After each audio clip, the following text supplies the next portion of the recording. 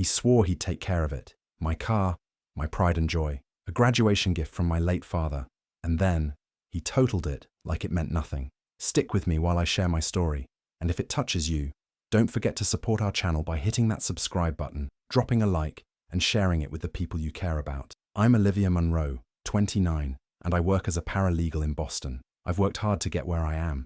Every hour I put in at school, every late night at the office, it all meant something.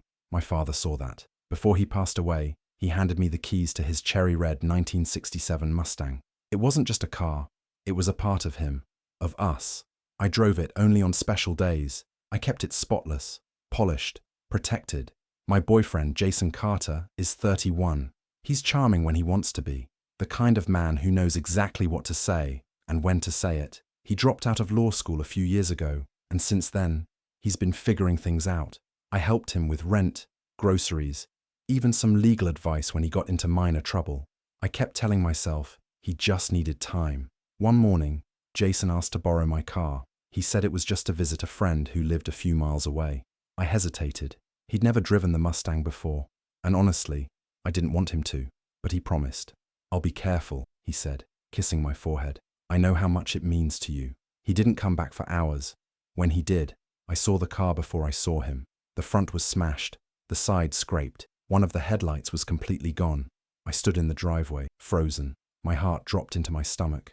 I felt like I couldn't breathe. Jason stepped out, sunglasses on, casual, like nothing had happened. "Some idiot ran a red light," he said with a shrug. "Not my fault." I asked if he was okay. He said yes. I asked what happened. He gave a half answer. No apology, no guilt, just irritation. Like the accident was my fault for caring so much. I looked at the Mustang and felt something snap inside me. He'd broken more than just a car. He'd broken trust, respect, and something even deeper I couldn't explain. But I didn't cry.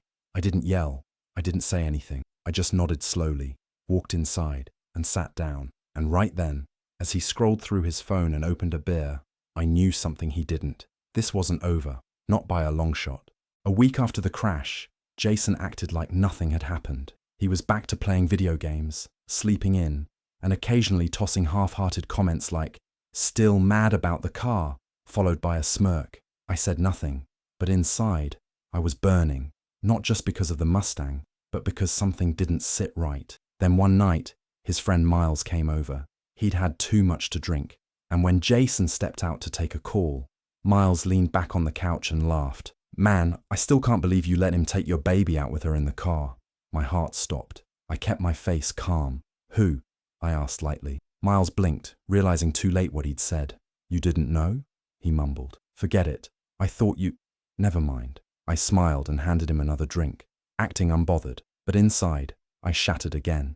Jason hadn't just wrecked my car. He'd been with another woman while doing it. That Mustang held memories of my father, of my childhood, and he treated it like a toy on a joyride date. Later that night, I confronted Jason gently. "Were you alone when the accident happened?" I asked. His eyes flicked toward the TV. "Of course. Why?" I waited. "Miles mentioned a girl." He snorted. "You're overreacting," he said. "It's just a car. You're being dramatic." That was his favorite line. "You're being dramatic." He said it every time I had a real emotion. It used to make me second-guess myself. Not anymore. I told him I believed him. I said I was just stressed and trying to move on. He bought it like a fool. That night, I started looking into him. Not just his phone, his emails, his papers, his storage boxes. He'd always been messy. I used it to my advantage. It didn't take long to find things. A fake LLC with my address listed. Old checks with someone else's signature. A burner phone. He was running a small-time fraud scheme, using fake documents and targeting vulnerable people online with fake legal advice. And the worst part, he was doing it while living under my roof, using my internet, my printer, even my name. I didn't scream. I didn't cry. I printed everything, sorted it neatly in folders, and placed them in a locked drawer. My voice could wait, but my plan had already begun. Natalie was the only person I trusted enough to tell. She worked as a junior attorney at a small but sharp law firm in the city, and she had known me since college. I showed up at her apartment one evening with a folder full of documents, shaking with a mix of anger and disbelief. She read through everything in silence. Bank statements, credit applications, fake signatures, lease agreements, and when she looked up, her face was pale. Olivia, she said slowly, he's not just lying. He's committing identity fraud. He's using your name to build his fake empire. I felt sick. My credit, my address, my reputation. Jason had tangled it all up in his scams. There was even a $15,000 business loan opened under Olivia J. Carter. My name and his last name combined. I never signed for it. I never even knew about it. But it was real. And it was in my name. Jason, of course, had no idea I knew any of this. In fact, he was growing more confident every day. He'd become louder, lazier, and more entitled. He'd leave dirty dishes on the counter and tell me to relax when I asked him to clean up. He used my car insurance refund to buy a new gaming console. When I reminded him it was my money, he laughed and said, "What's mine is yours, right?" That night, he joked that he might take out a loan in our name to buy a motorcycle. "You'd look good on the back," he grinned. I smiled and nodded, pretending to be flattered. But I felt fire in my chest. Every evening, while he scrolled through his phone or streamed sports, I worked silently in the corner. I started documenting everything, every email, every transaction, every lie. I downloaded bank statements, printed copies of suspicious documents, recorded his phone calls when he spoke about clients. I bought a separate external hard drive and kept it in my desk at work. Natalie helped me build a legal file, complete, thorough, organized by date. We mapped out his fraud trail like a crime board. She advised me not to confront him yet. "Let him dig deeper," she said. "The more rope he uses, the easier it'll be to tighten." I couldn't believe how easy it was for him to treat my life like a game, but I didn't cry anymore. I was done crying. He thought he had me wrapped around his finger. He thought I was weak. But I was building the case that would ruin him, slowly, silently, and without warning. The night of the dinner party, everything looked perfect. Soft music played in the background, candles flickered gently, and the table was set with the best dishes Olivia owned. She smiled as she brought out appetizers, greeting Jason's friends and business contacts with warm hugs and polite laughter. To anyone watching, she was the picture of a proud and supportive girlfriend. Jason basked in the attention. He cracked jokes, poured wine, and bragged about his new ventures. Everyone raised their glasses to his so-called success, calling him sharp, driven, a man with real potential. Olivia just smiled, nodding in agreement, even though her stomach turned with every lie. But Olivia had a different goal that night. Between bites of salad and sips of wine, she asked quiet, innocent questions. "So, how long have you all been working together? Does Jason usually handle the paperwork? I'm so curious. How do these deals usually go?" No one suspected anything. They laughed, they talked freely, and Olivia listened carefully. Every word, every brag, every half-truth, they told her everything she needed to know. She noticed one man in particular, Marcus. He was older, slick, the kind of man who never made eye contact for too long. He constantly praised Jason, but his tone was too polished, too practiced. The more he talked, the more Olivia saw how much he controlled the operation. He encouraged Jason's shortcuts, praised him for getting things done without the red tape, and even hinted at ways to make clients sign faster. She kept the recorder tucked inside a decorative plant near the dining table, totally legal in her state, since she was part of the conversation. Later, she'd upload everything and mark the timestamps. As dessert was served, Jason kissed her cheek and called her the real MVP. She smiled sweetly, pretending to blush. But inside, Olivia felt nothing. She already knew which guests were just clueless and which were dangerous. She already knew Marcus was the kingpin behind the shady contracts. And she already had everything she needed. Names, voices, admissions. By the end of the night, they all walked out thinking they'd just had a lovely evening. But what they didn't know was that Olivia had hosted her first trap, and every word they spoke over her wine and food was a nail in Jason's professional coffin. Olivia waited a week after the dinner party, just enough time to sort and label every recording, document, and email. She spent hours late at night cross-referencing receipts with contracts Jason had forged in her name. Then, she created a new identity, Jane Holloway, and used it to contact a trusted whistleblower firm known for handling corporate fraud cases discreetly. Through encrypted emails, Olivia sent everything: copies of the business loan in her name, lease agreements she never signed, and audio from the dinner party where Marcus and Jason casually discussed bypassing legal red tape. She wrote a clear timeline of events and how Jason had used her information to build a fake life of success. Every sentence was calm, factual, and backed by solid evidence. She never once mentioned she was the victim, just Jane, An anonymous source who'd seen too much. But Olivia wasn't done. Next, she filed a detailed report with the IRS, complete with Jason's tax returns and the mismatched numbers he'd submitted under his fake company. She also contacted the State Bar Association, tipping them off about Marcus, who, as it turned out, wasn't licensed anymore, but was still deeply involved in shady legal work. Weeks passed, and Olivia said nothing. At home, she still played her part. She laughed at Jason's jokes, cooked dinner, kissed his cheek. He never suspected, but slowly, he began to unravel. First, a letter came from the IRS, asking for clarification on a business deduction. Jason brushed it off. Then, a former client suddenly backed out of a deal without explanation. Jason started getting calls he couldn't return and emails that felt colder than usual. Probably just the economy, he told Olivia with a shrug. She nodded. Could be, she said softly, sipping her tea. But the pressure kept building. Jason started pacing more. He got snappy over small things, like a missing sock or a cold breakfast. Olivia stayed calm, smiling, folding laundry, offering to help, knowing full well the dominoes were just beginning to fall. What amazed her most was how long he stayed clueless. Even as things started cracking around him, Jason believed he was untouchable. Arrogance made him blind. He never once looked at Olivia and saw the storm she was quietly directing from the inside. She still hadn't mentioned the car. That pain stayed locked away, like a photo in a drawer she refused to open. Not yet. For now, she would let the silence speak, and soon the world would hear it loud and clear. The letter came on a Wednesday morning. Jason opened it with a yawn, expecting some dull paperwork, but the moment he read the header, IRS, immediate audit notice, his face drained of color. "Babe," he called, his voice shaky. "Do we have receipts from last year's expenses?" Olivia didn't flinch.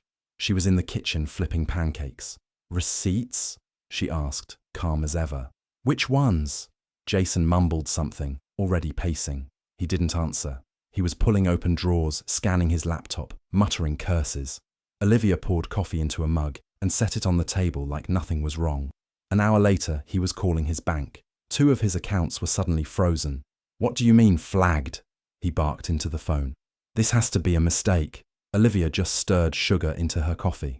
By Friday, 3 clients had backed out of their contracts, citing unresolved financial discrepancies. Jason was livid. He slammed his phone down after every call, blaming the economy, his assistant, even the weather. Olivia folded laundry nearby, humming under her breath. Then came the call from Marcus. "We're cutting ties," he said sharply. "You've become a liability." Jason exploded. "You were in this with me." "Can't prove that," Marcus replied coolly. "All the paperwork points to you. Good luck." Jason stood in the living room, shaking. He looked at Olivia, hoping for comfort, but she just tilted her head. "Everything okay?" she asked softly. He nodded, but his hands were trembling. "Just people turning on me." She sipped her tea. "That's tough." He started spending nights on his laptop, desperately trying to fix the mess. But every day brought another problem. Letters, freezes, questions, investigations. By the next week, the law firm that had been considering bringing him in sent an official email. "After internal review, we are rescinding our offer." Jason didn't even yell this time. He just sat on the couch in silence, staring at the TV that wasn't turned on. For the first time, he looked around and realized he had no one. Marcus had bailed. His clients had scattered. His reputation was collapsing piece by piece. And Olivia, sweet, quiet Olivia, was calmly watering the plants. She hadn't said a word, but somehow it felt like she'd said everything. Jason finally snapped one night after a particularly brutal phone call. A former client had accused him of forging signatures. Another bank had flagged one of his accounts for suspicious activity. His world was collapsing fast, and in his mind, there was only one explanation: Olivia. "You've been bringing bad energy into this house," he shouted, slamming the door behind him. "Ever since I crashed that stupid car, you've been cold, like some cursed cloud just following me around." Olivia didn't flinch. She was sitting at the kitchen table, calmly sipping tea and scrolling through her tablet. "Are you even listening to me?" he demanded. She looked up, her face blank. "I hear you." He paced back and forth, running his hands through his hair. "I need your help, Liv. Seriously. This is bad. I've got bills stacking up, people ghosting me. My lawyer won't even return my calls." Still, she said nothing. "I know you've got money saved," he added, lowering his voice. Just a loan. I'll pay you back, I swear. Or you can talk to Natalie. She's your friend, right? She can help me sort this out. Olivia stood slowly and walked to the sink. I'll think about it. That was all she said. The next day, while Jason was out trying to salvage what was left of his reputation, Olivia visited the courthouse. With a calm voice and neatly organized documents, she filed a restraining order. She had every reason: financial abuse, identity fraud, emotional manipulation, and she had proof. After that, she made another quiet move, one that had been weeks in the making. Jason had put several utility bills, a gym membership, and even a cable contract under her name. It had wrecked her credit score, so Olivia, with Natalie's help, signed everything right back over to Jason through legal channels. Every unpaid cent, every account, all his responsibility now. That evening, Jason returned to find an envelope on the kitchen counter. Inside were copies of transfer forms, bills now listed in his name, and a short note that read, "You wanted your independence. You've got it." He stared at the papers, confused at first, then furious. What the hell is this? Olivia, sitting on the couch with a book, didn't even look up. You'll figure it out. For the first time, Jason looked at her, not as the quiet, supportive girlfriend, but as someone he couldn't control, someone who saw through him, someone who was done. She still hadn't said a word about the car, but by now he knew. She hadn't forgotten. She had just waited. The courtroom buzzed with quiet tension as Jason sat at the defendant's table, eyes darting nervously around the room. His once confident smirk was gone. He looked smaller now, unshaven, jittery, cornered. He hadn't slept in days, maybe weeks. The fraud charges had stacked up quickly: identity theft, falsified documents, illegal loan applications. But nothing stunned him more than seeing Olivia walk in through the courtroom doors. She didn't glance his way. She moved with quiet purpose, her paralegal badge clipped to her blazer, a folder tucked under one arm. When her name was called as a witness, Jason blinked hard. Surely not her. Surely not Olivia. But it was. When she took the stand, Jason stared at her like he'd just seen a ghost.